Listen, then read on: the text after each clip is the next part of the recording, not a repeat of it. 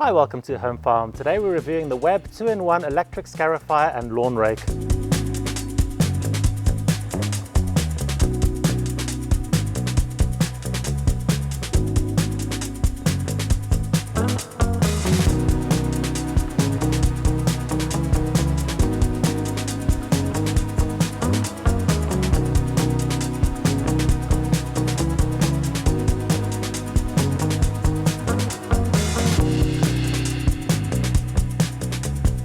So the condition of our lawn is pretty appalling. We've got tons of weeds. It hasn't been aerated ever. No. It's really became very waterlogged in the winter. We had some other areas that were really dry. So it really just needed a hard reset. And so we decided that actually scarifying it would be the best option. The Webb is really interesting because it gives you the two options of the aeration and the scarifying, which is really useful. And also it comes with a collection bag. Not all of these kind of scarifying machines come with a collection bag, and so that was really nice that we had that option as well on there. You had obviously done your own research with regards to scarifying. It was something that I really didn't know much about, and it's only when you did your first pass with the actual scarifier over the grass, I just went, wow, this is going to be a hard reset, because it really does go to work. It starts to put out all the moss, all the weeds, even the grass. It's quite aggressive with in terms of just putting it all together. Yeah, I would just caveat that by saying that we actually had it on the higher setting. Yes. So we were deliberately trying to rip the grass to pieces because we actually wanted to remove a lot of the moss. It really did. It was in such a poor state. There was obviously different settings. So if you had gone in with a much lighter setting and you had a good conditioned lawn, then it will not destroy your lawn. It will just aerate or scarify. So I should just say that. But yeah, because we did have it on the max setting, and we actually really did want to go really have a massive overhaul. And when you say settings, it's just basically the depth of those blades, how deep they go. Yeah, just like a lawnmower, but the opposite to a high cut. Exactly. So we set ours to the maximum in terms of we dropped the blades as low as they would actually go. Yeah. So that it really did just churn and go through all of those weeds and grass and everything else. And it was really interesting because I knew that there were parts of the lawn that had compacted, were really hard, and they had had a lot of water damage and water logging for many times over the course of the winter. And it was really interesting because as soon as we started to pass over it with the aeration and the scarifier, you actually got this really bad smell of like dirty pond water, like a froggy kind of pond water smell, and really got you. And so it really was doing what it was supposed to do, which is really getting the oxygen into the lawn, into the ground, and actually just really starting to help it just refresh itself. You mentioned the collection bin was really helpful. It's got a 45-litre collection bin, and it's remarkable how quickly it would fill up. I mean, we had to empty that after every maybe second or third pass over a certain area. It would fill up, which just goes to show just how much stuff it is actually churning and pulling up and collecting. I think that if you're in the situation like we are, where you've just got a really dreadful state lawn, then I think it's really useful to have the collection bin. I think that if you've got a really good conditioned lawn, I would still highly recommend doing the aeration and the scarifying, and just start on the absolute lowest level and do a pass and see if you're happy with that. I think if you've got a really good conditioned lawn, you would just be happy to just do the whole thing on the lowest level. But if you wanted to kind of just kind of scale up a bit, you could just level up slowly. But yeah, if you've got a lawn that's an absolute horror story, it's got weeds and dandelions all over it, it's got moss everywhere, you've got loads of patches where it's not even growing grass, I would just just reset it.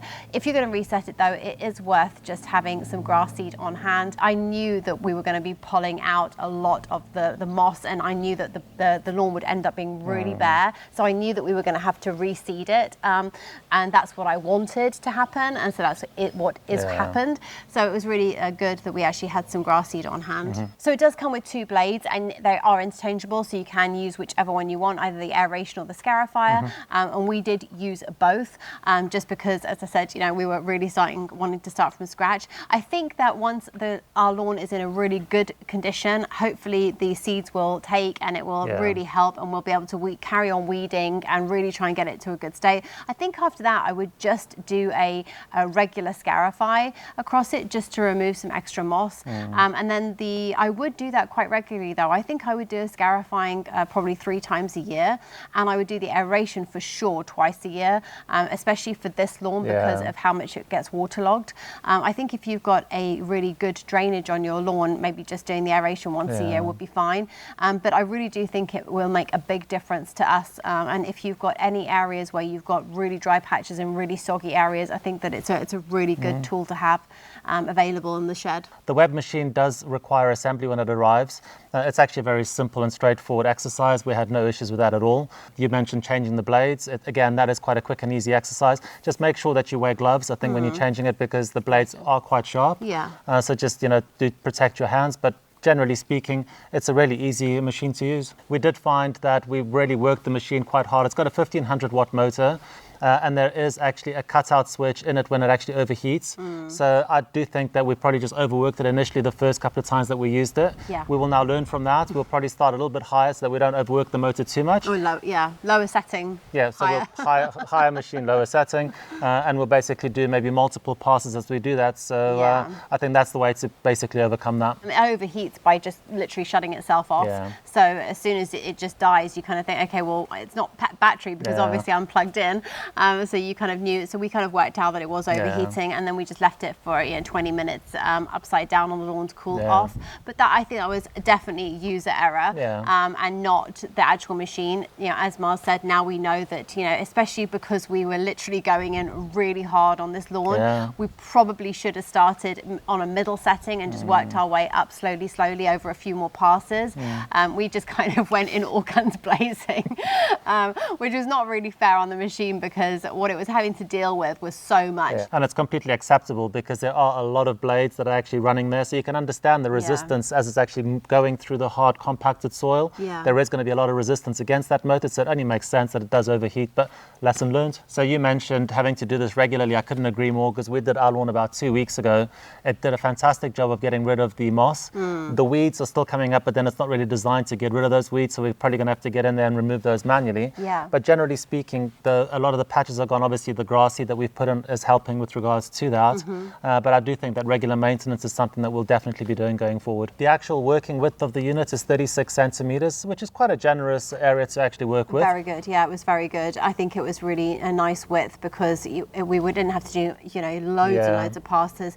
You felt like you were getting through it fairly quickly, but at the same time it wasn't mammoth wide, so you could actually get into kind of tight corners and things, and also just the storage space of the actual unit is going to really take up the same kind of space as your kind of standard lawnmower. Probably a little bit less actually, because it's quite short and chubby. It's kind of quite compact. It does take up space in the shed, so it is something that you just want to think about as your storage and where you're going to keep it. But I think that it's really worth having. I've got to say that now we've tried it and reviewed it, I'm kind of thinking, but it's so funny. I don't think that I was really aware of these kind of machines. I really wasn't educated on what they did or how they worked.